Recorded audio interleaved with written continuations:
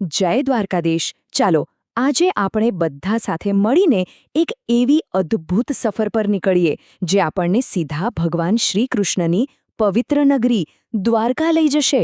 ખબર છે, આ માત્ર એક શહેર નથી, પણ શ્રદ્ધા અને આસ્થાનો મહાસાગર છે. તો તૈયાર છો? ચાલો દ્વારકાના ગૌરવશાળી ઇતિહાસ અને તેના આધ્યાત્મિક મહત્વને જાણવાની આ દિવ્ય યાત્રા શરૂ કરીએ. એવું કહેવાય છે કે દ્વારકાની ધરતી પર તમે ઊભા હો તો દરિયાની લહેરોમાં પણ જાણે શ્રીકૃષ્ણનું નામ જ સંભળાય. આ કોઈ સામાન્ય શહેર નથી, પણ આસ્થા અને ભક્તિથી ધબકતી એક જીવંત ભૂમિ છે. અહીંની હવામાં જ એક એવી દિવ્યતા છે કે ડગલે ને પગલે આધ્યાત્મિકતાનો સાચો અનુભવ થાય. હવે દ્વારકા આટલું બધું ખાસ કેમ છે? એનું સૌથી મોટું કારણ એ છે કે તે ભારતના પવિત્ર 4 ધામમાંનું એક છે. અને હા, માન્યતા તો એવી છે કે મથુરા છોડ્યા પછી સ્વયં ભગવાન શ્રીકૃષ્ણે જ આ નગરી વસાવી હતી. એટલે જ તો હિન્દુ ધર્મમાં દ્વારકાનું સ્થાન સર્વોપરી છે. તો ચાલો હવે જરા સમયમાં પાછા જઈએ. આપણે દ્વારકાના એક ગૌરવશાળી ભૂતકાળમાં એક ડૂબકી લગાવીએ. એનો ઇતિહાસ હજારો વર્ષ જૂનો છે અને એના મૂળ છેક મહાભારત જેવા મહાન ગ્રંથો સાથે જોડાયેલા છે. અને હા, આ ઇતિહાસ રહસ્યોથી પણ ભરેલો છે. પૌરાણિક કથાઓ પ્રમાણે વાત એવી છે કે ભગવાન શ્રી કૃષ્ણે પોતાના યાદવ કુળ માટે એક સુરક્ષિત અને ભવ્ય નગરી વસાવી, જે કહેવાય દ્વારકા. પણ પછી શું થયું?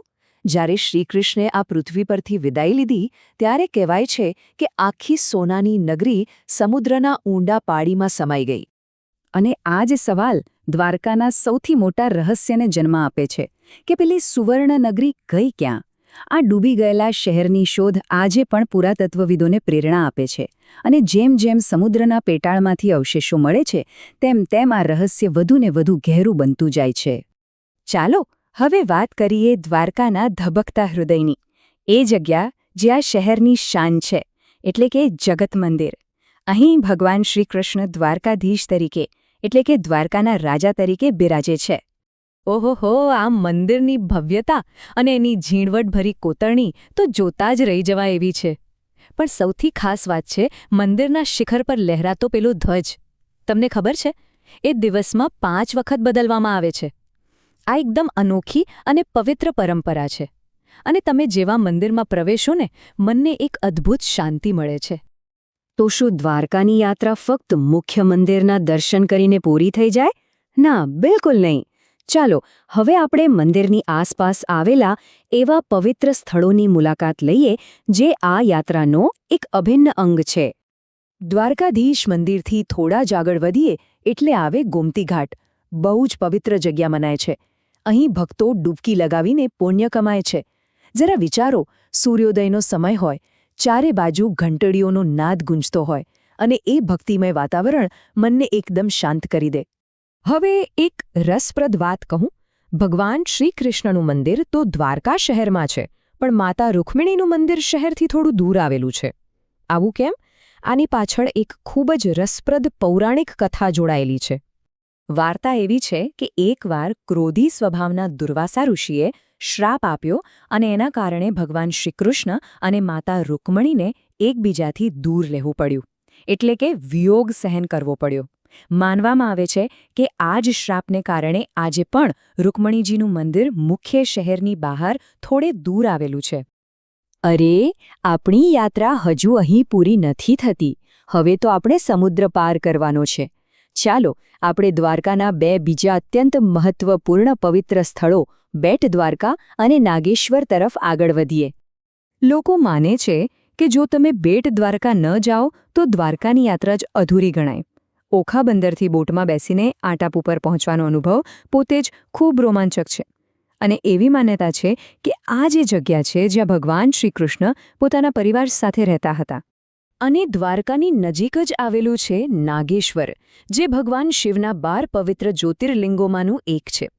અહીં ભગવાન શિવની એક વિશાળ પ્રતિમા અને એકદમ શાંત વાતાવરણ મનને મોહી લે છે.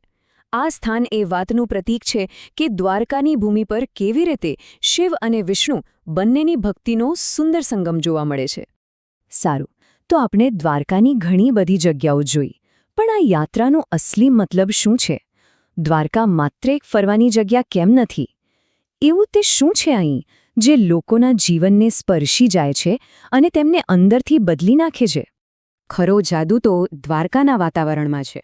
એ પ્રાચીન મંદિરો, પવિત્ર ઘાટ પર ગૂંજતા ભજન કીર્તન અને હજારો ભક્તોની અટૂટ શ્રદ્ધા, આ બધું મળીને એક એવી દિવ્ય ઊર્જા બનાવે છે ને કે અહીં આવનાર વ્યક્તિ પ્રવાસી તરીકે આવે પણ એક સાચો ભક્ત બનીને જ પાછો જાય છે.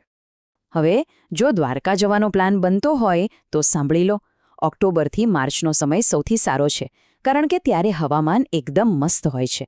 પણ જો તમારે દ્વારકાનો સાચો દિવ્ય ઉત્સવ માણવો હોય તો જન્માષ્ટમી વખતે પહોંચી જજો. એ સમયે આખું શહેર દીવડાઓથી જગમગી ઉઠે છે અને ભક્તિનો માહોલ ચરમસીમાએ હોય છે. ટૂંકમાં, દ્વારકાની યાત્રા એ ખાલી સ્થળો જોવાની ટ્રીપ નથી. એ તો શ્રદ્ધા, શાંતિ અને શ્રીકૃષ્ણની હાજરીનો એક જીવંત અનુભવ છે. એક એવો અનુભવ જે દરેક તીર્થયાત્રીના હૃદયમાં કાયમ માટે વસી જાય છે. અને અંતમાં એક સવાલ સાથે આપણે આ ચર્ચા પૂરી કરીએ.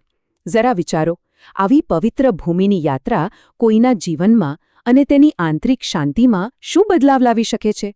આ વિચાર પર મનન કરજો. જય દ્વારકાધીશ.